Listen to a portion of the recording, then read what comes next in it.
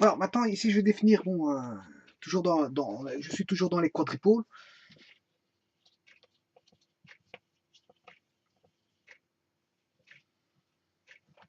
Voilà, et je vais définir maintenant l'impédance à vide d'entrée. Donc, l'impédance à vide d'entrée. Pour ça, je prends mon quadripôle, je mets le courant I1, voilà, qui va ressortir par ici. Là, on a U1, là, on a I2, on a U2. Ça, c'est les tensions complexes, courants complexes. Hein. Ça donne, comme j'ai expliqué, ça donne l'argument et l'amplitude et l'argument, enfin la phase. Voilà. Plutôt que de mettre le signal temporel, je mets en. Voilà. Alors bon, le quadripôle, donc l'impédance Z1 en vide, Z1, je vais l'appeler Z1 0, c'est l'impédance d'entrée à vide. Et à vide, c'est quoi? Ben, c'est quand je mets la sortie, c'est l'impédance d'entrée à vide, c'est quand je mets la sortie I2 0, I2 égale 0. Je ne fais pas de circuler de courant. Voilà, j'ai pas de courant ici. Et donc, si je ne fais pas de circuler de courant, ben, on va trouver l'impédance à vide, Z1 0 d'entrée, hein, ouais, d'entrée, Z1 0 d'entrée, c'est égal à U sur I, U1 sur I1. Voilà. Et ça, c'est l'impédance d'entrée à vide. Voilà. Je vais déjà faire un calcul avec ça pour voir comment ça va. J'ai concocté ici un circuit. Voilà. Et vous voyez que ça, bon, on voit, c'est un dipôle, un quadripôle. C'est un quadripôle, je veux dire, qui est passif. Il ne contient pas de source, ni de courant, ni de tension. Il ne contient que des résistances, des self et des self. Résistance self. J'ai 3 résistances et une self. Bon, vous comprendrez que l'entrée, elle est là. A, B. Le quadripôle, c'est ceci. Voilà. Et là, j'ai ma sortie. A, B, C, D. Et voilà mon quadripôle. Q. Voilà.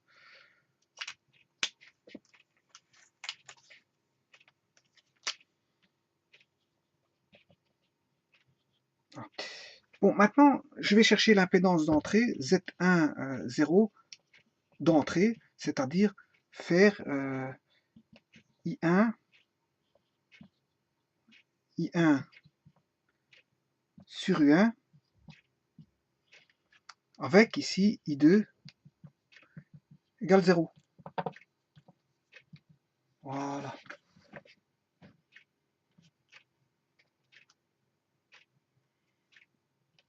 Bon, on va calculer ça.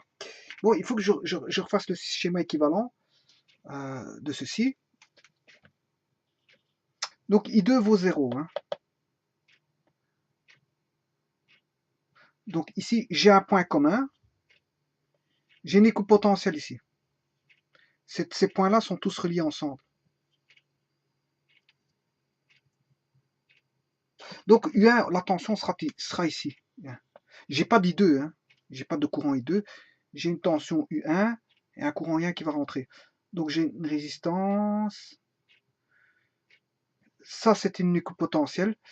Bon, on a, si j'appelle R1, R1 est relié à R2 par A. R1 est relié par A avec R2. Ensuite, ici, on a l'équipotentiel. Après R2, on a la self et la résistance R3 en série. En parallèle, pardon. La self et la résistance qui sont en parallèle. Voilà. Voilà. Et ici, qu'est-ce qu'on a? Ce potentiel-là, il est relié au point B, avec la résistance ici. Donc là, j'ai le point B. Voilà, donc ça réunit comme ceci. Voilà, les schémas équivalents de ça, c'est ça. Donc j'ai bien oméga L On a dit qu'il vaut 3 ohms. R2, 2 ohms. R3, 2 ohms. R1, 4 ohms. Bon, quand il y a des... Donc c'est un travail de complexe qu'on va voir. Hein. C'est une mise en place de nombres complexes, rien d'autre. Hein. Bon, voilà, si vous avez compris, on va jouer qu'avec des complexes. C'est ça le but du jeu ici, ce sera... Voilà. Bon, alors, comment on va entamer ça? Bon, on va d'abord faire... Ces deux sites sont en parallèle. Donc, s'ils sont parallèles, on va faire... Attention qu'ici, c'est J oméga L. Hein. C'est un complexe. Bon, ici, il faut que je trouve de la place.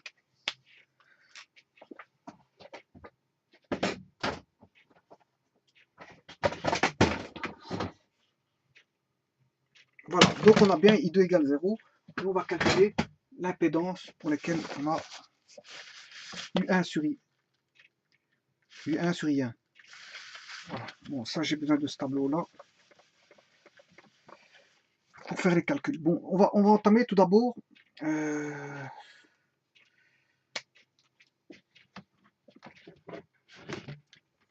parallèle ici. Donc, c'est Z1 fois Z2, c'est le produit des impédances sur la somme des impédances. Bon, ça c'est parce qu'ils sont en parallèle. Donc, c'est J oméga L fois R3 sur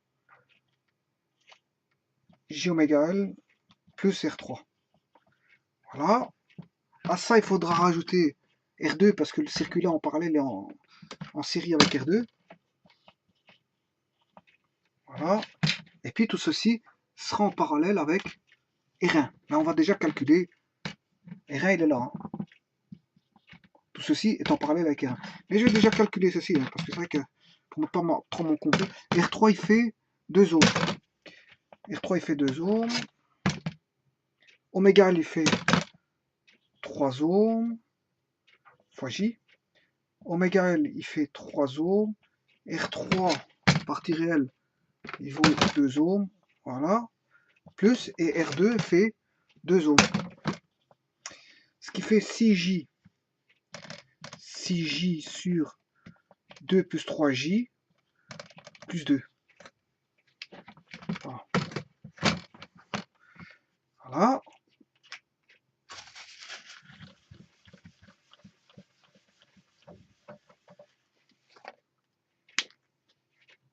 Donc 2 plus 3J. Donc j'ai 6J. Voilà.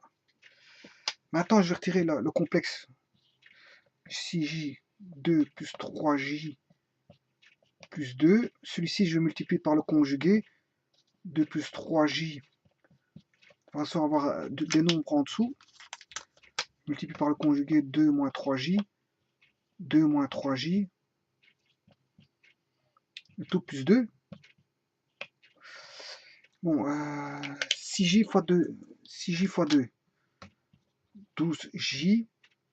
Moins 6 fois 3, 18.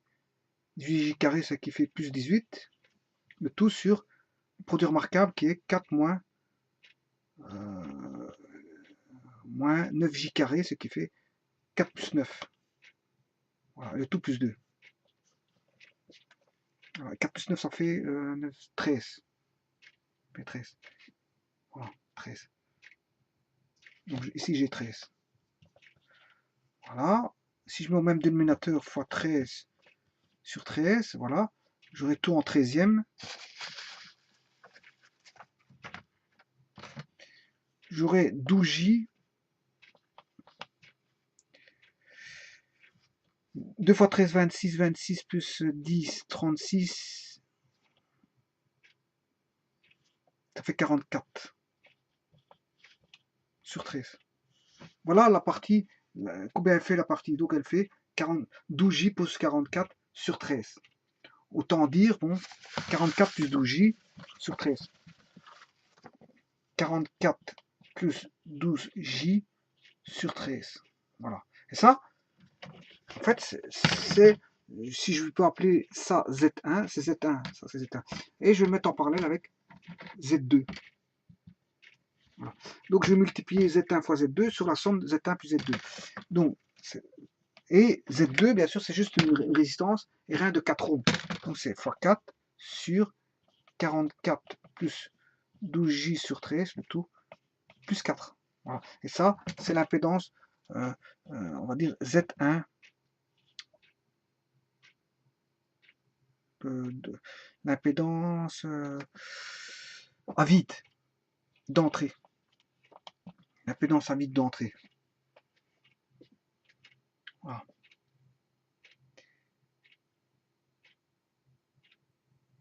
C'est 44 plus 12J ici. Voilà.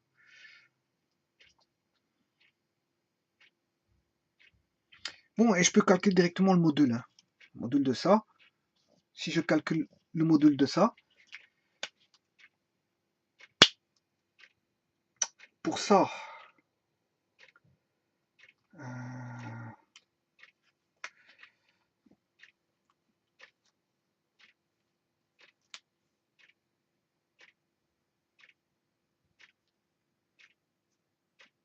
je vais tout rassembler. Donc, je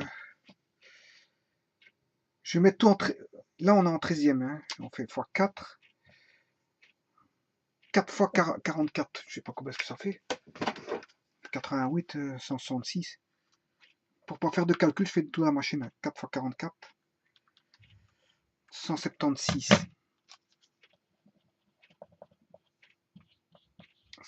Plus 12J fois 4. 48. 48J. Voilà. Ici, je vais mettre 13 fois 4. 52. 13e. 52 plus 44. 96.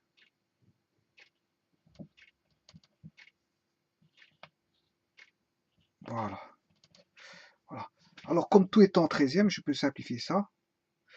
Et il reste 178 plus 48J, le tout sur 96 plus 12J.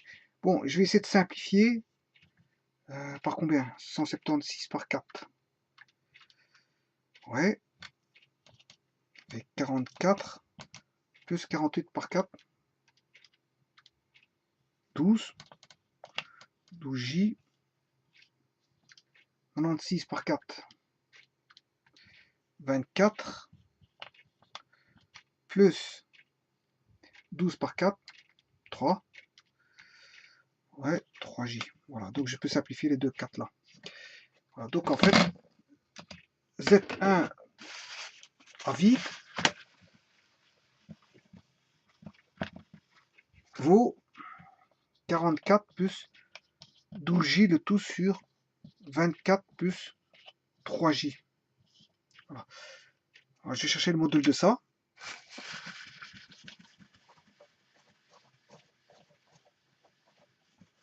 C'est qui fait racine carrée de 44 au carré plus 12 au carré, le tout sur racine carrée de 24 au carré plus 3 au carré. Et ça, c'est le module. Et là, on aura trouvé Z1, 0 d'entrée.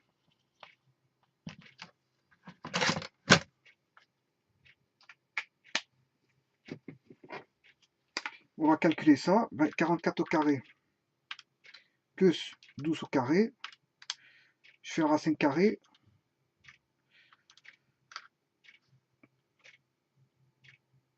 Ouais. Carré. Voilà. J'ai racine carrée de 2080 au-dessus. Sur 24 au carré plus 9. 585. Racine carrée de 585, ce qui fait racine carrée de 2080 sur 585.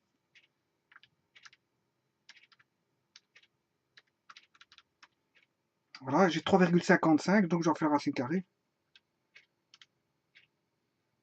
Ouais, je recommence. 2080, 585. Voilà.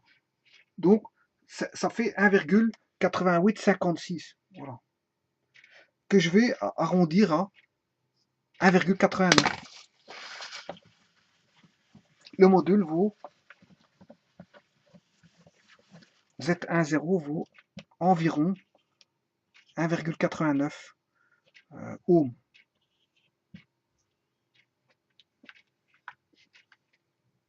Voilà. Et ça, c'est Z1 d'entrée. Voilà comment j'ai calculé Z1 d'entrée.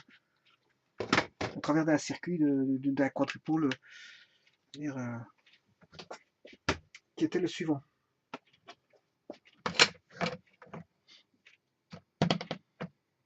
Donc ceci, il a un module. Voilà. L'impédance d'entrée, I1 sur I1 vaut Z1 0 d'entrée 1,89 ohms.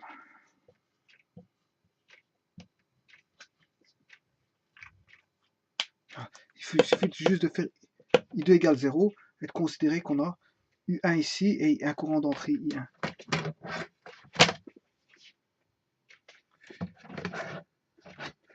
C'est-à-dire de considérer que j'ai un courant d'entrée ici, un circuit avec un courant d'entrée I1 et une tension U1. Alors, et le courant U2, il est nul, hein. Il n'y a pas de courant par là. Et 2 égale 0, il n'y a pas de courant. Voilà, là, il n'y a pas de courant. Voilà, donc on a un circuit, on calcule ça pour trouver. Je cherche l'impédance de ceci, c'est l'impédance d'entrée. U1 sur I1 va me donner l'impédance d'entrée. Ouais, maintenant vous allez me dire pourquoi on met des sens. Bah, alors, je sais bien qu'on a un alternatif, le courant alternatif, il fait plus moins, plus moins, plus moins, plus moins, plus moins.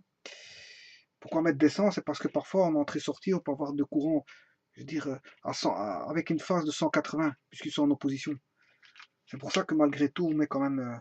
C'est pas comme. En continu, on est obligé de mettre des sens de courant. Et c'est même conventionnel. Mais ici, bon, il faut bien le faire parce que parfois on peut avoir des courants en opposition qui donnent des déphasages de 180 degrés. Voilà, c'est juste pour ça. Voilà, donc en fait, on a une impédance totale d'entrée qui est U1. Z est égal à U1 sur I1. U1 sur I1 me donne l'impédance ici. Donc il suffit de calculer l'impédance équivalente ici pour savoir ce que j'ai comme impédance d'entrée au niveau du comment on appelle ça, du quadripôle. Et alors, ouais, il y a quelque chose que j'ai oublié. C'est comme si j'avais ceci, bien sûr. Hein. Bon, vous avez compris que où il est ça, c'est comme si j'avais une impédance ici à l'entrée du quadripôle de 1,89. C'est ça que ça veut dire. Hein. Z1 0, vous 1,89, c'est à l'entrée du quadripôle. À l'entrée du quadripôle, voilà, l'entrée voit une impédance, à l'entrée du quadripôle, une impédance de 1,89 ohms. Parce que c'est tout ceci qui se répertorie ici. Tout ceci se répertorie en entrée. Donc ça c'est l'impédance équivalence d'entrée. Voilà, en calculant I2 égale 0. C'est ce que ça veut dire. Voilà.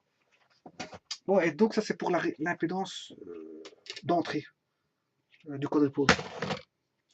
Je vous remercie.